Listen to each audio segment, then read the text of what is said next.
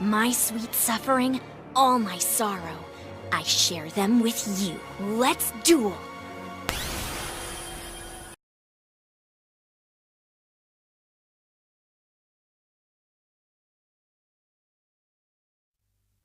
Welcome to this installment of the Digimon 30-Day Challenge as part of Digimon Month 2019 here on the Code Crown YouTube channel. Originally, I found this on Twitter via the user Dorumiko, and while I completed this challenge back from September to October 2018, I thought it might be fun to do it over for Digimon Month 2019 and have the chance to expand on some of my answers outside the limits of the Twitter text limit, as well as maybe see if my answers have changed or evolved since then. Puns. So let's get cracking with today's question.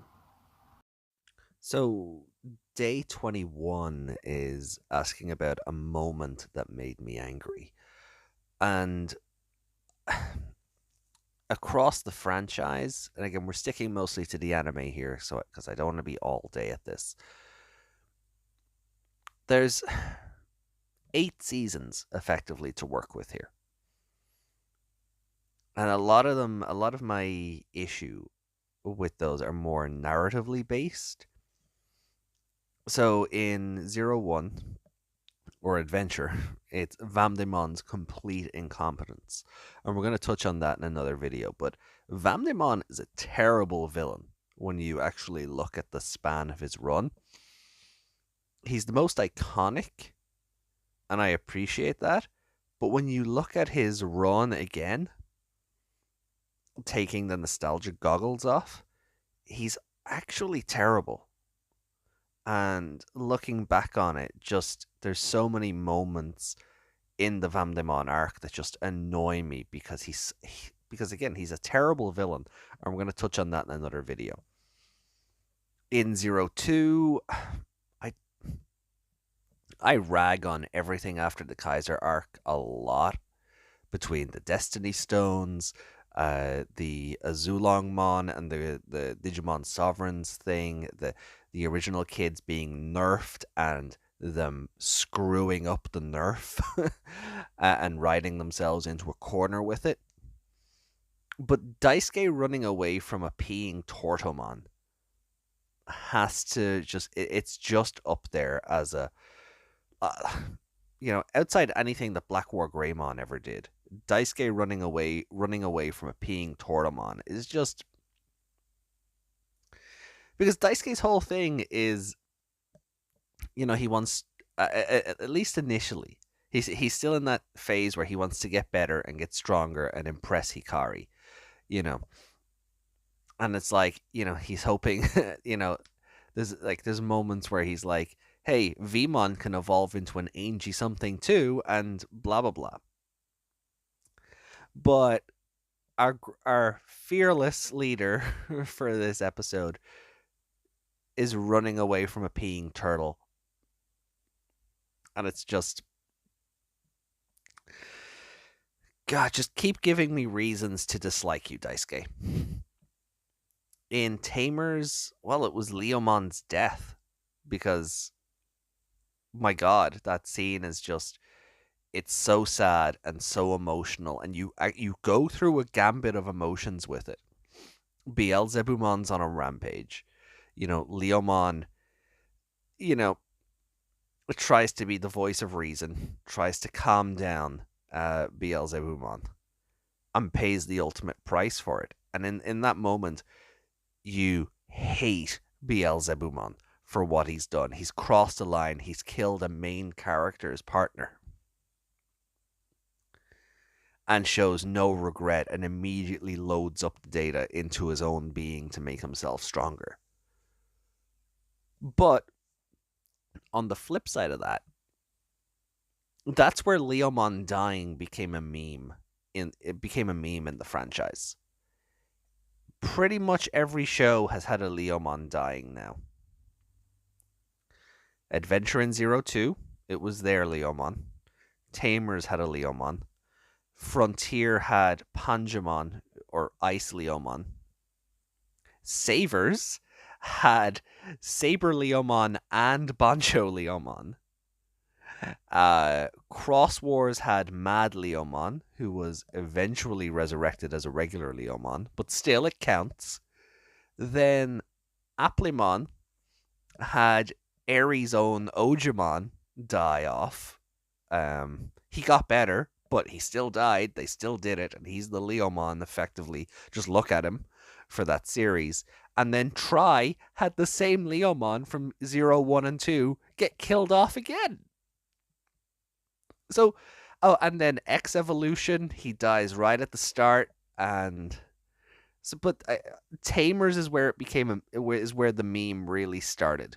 You know, in Adventure and Tamers, they both fulfill a role, and the death is almost necessary. But Tamers is where the meme started. But something else that makes me narratively angry is the treatment of Izumi in Frontier. This franchise is usually hit or miss with its female cast as it is. But Frontier was a whole other level of just why? Why even bother? Izumi, or Zoe, if you prefer, is a joke in Frontier. In a series that gets a lot of ridicule for just focusing on its main two characters. Similar to Savers, which we're going to touch on in a later video. As much as I like Savers, it does have equality problems, but we'll get there.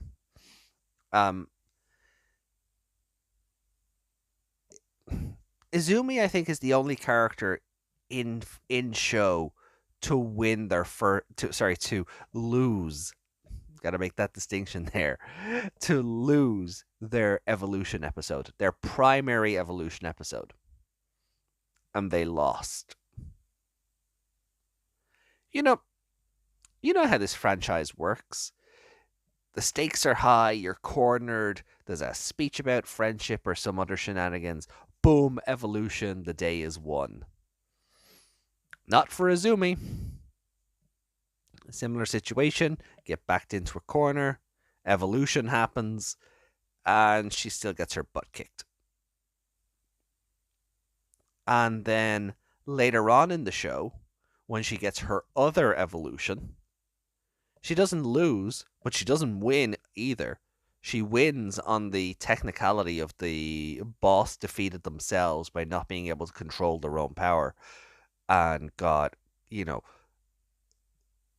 cast away in a Team Rocket's blasting off again kind of moment. Izumi is treated just terribly. And it's really bad to see. The character has her fans, but moments like that you have to ask why. It is no, like it is. It's really sad because Tomoki comes off stronger than Izumi.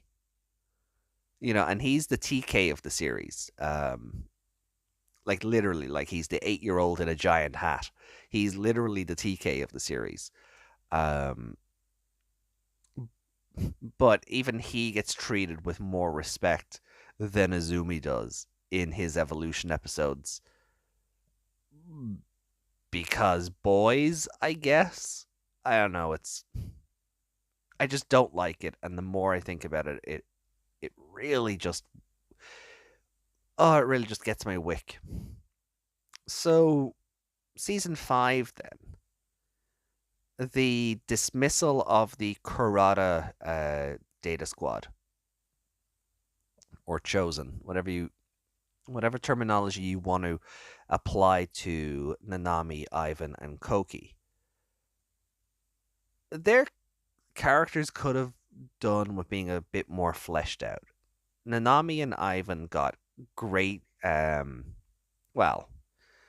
objectively great character motivation for why they do what they do.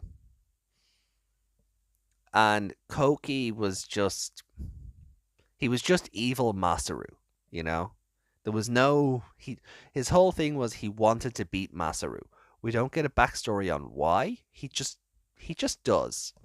You know, he's Masaru with a lip ring, which was edited out in the dub. But anyway, um, but when they're beaten, that's it. They're gone. They get cameos in the final episode, but other than that, they are just thrown out. Now, this franchise has a history of taking characters that appear later on or characters that were antagonistic in the beginning and adding them to the cast later. And Savers had the perfect opportunity to do that with these. Because when their biohybrid forms are defeated, what remains are the human and the digi-egg, right? Now, narratively, you could have had, defeat equals friendship and they come to their senses and they join the Data Squad. And I think that would have been really cool because the history of like the shows has precedent for that. Ken joins the team, Koichi joins the team, Nene joins the team. Yeah, okay, Nene was after Savers, but still, just on those examples alone, you have these characters who narratively started off as antagonists, but then later joined the good guys. And it made the team dynamics stronger. But I suppose some would argue you add three more characters to, um, you add three more characters to the cast, and suddenly Masaru doesn't have enough screen time to resolve his daddy issues. And I get that.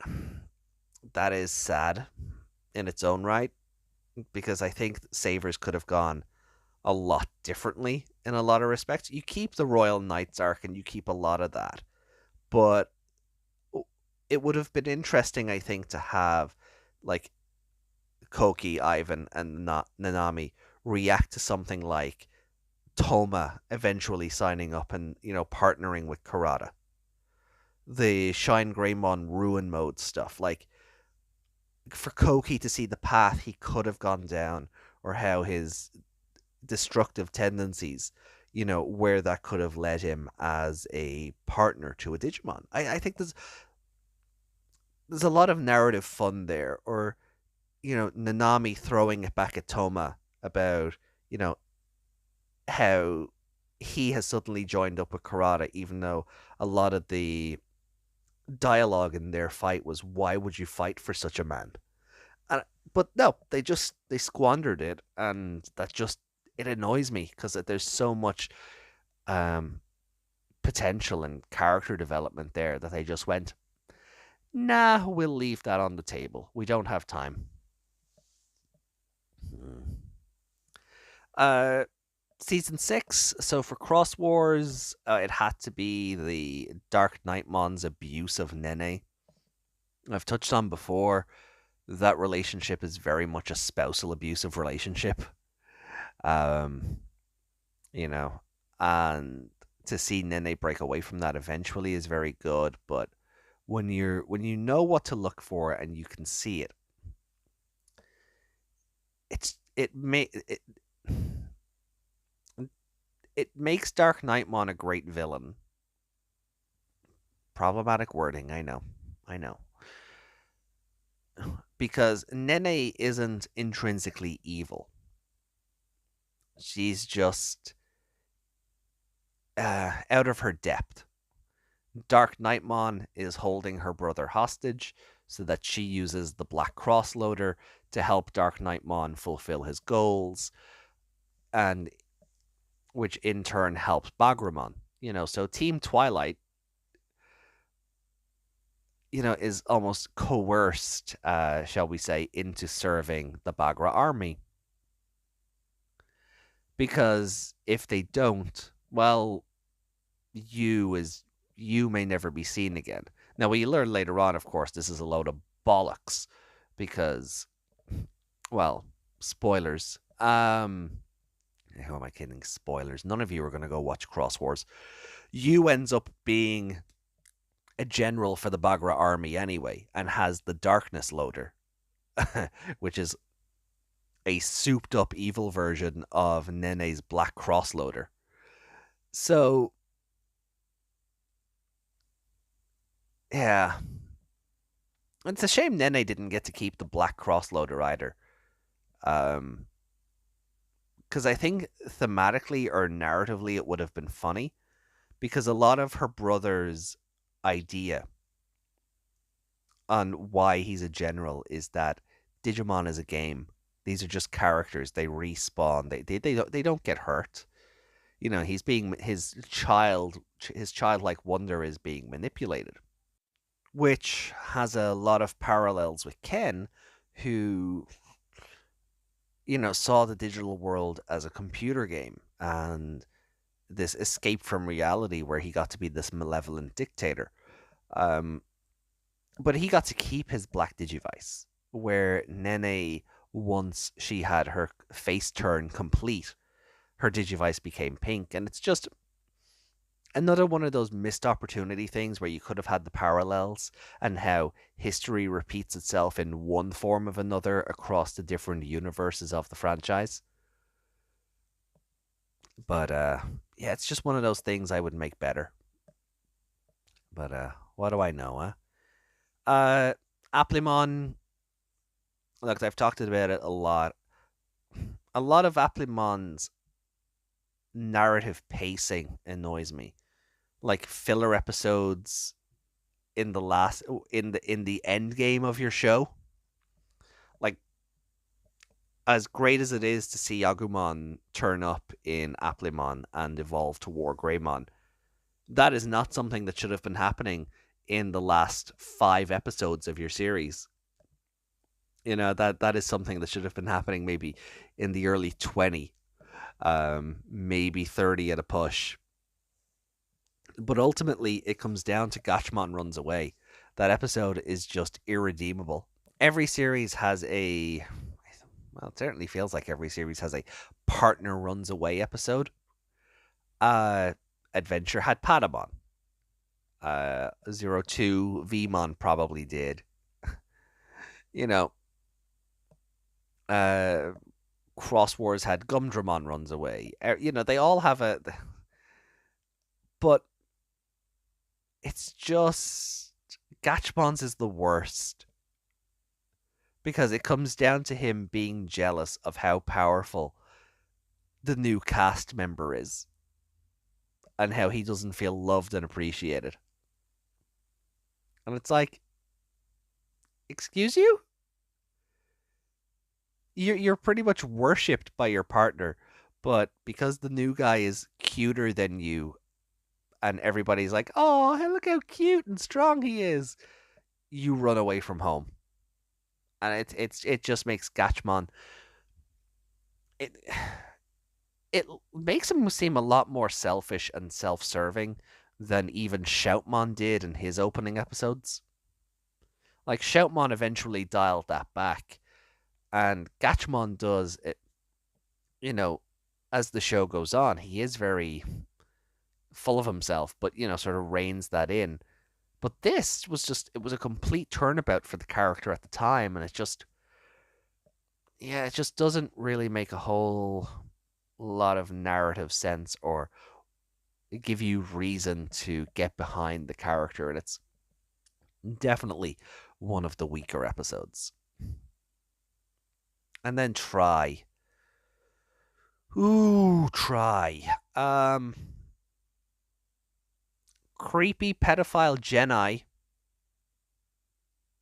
is probably the moment for me where I went, oh, this is dark. What does he do? Oh my god, why is he licking her? And yeah, that's just not right. It's kind of gross. It's kind of ew. And it did annoy me because we don't get a reason in Try of who this Jedi is or why he's evil Um, and we've seen that this entity, whoever it is, can change forms because he spends a lot of time running around as a grown-up Digimon Kaiser. But you have that face, that dress sense, everything relates back to the Jedi we knew from season 2, and just to see him acting in this way, it's yeah, it's not great. Because even if the real Jedi was locked away with the 02 kids, which is something else about Try I just dislike, how they were literally put in the fridge and nobody asked where they were until they became plot relevant. Even though technically they could have been plot relevant from episode 1. Um, the Jedi thing is just, yeah, that's where I was getting to. So even though the original cast were locked in a fridge, um, and it seems to be that our Jedi was as well. From a character's perspective, Mako has never met the original Jedi, and Sora now has, the image of that Jedi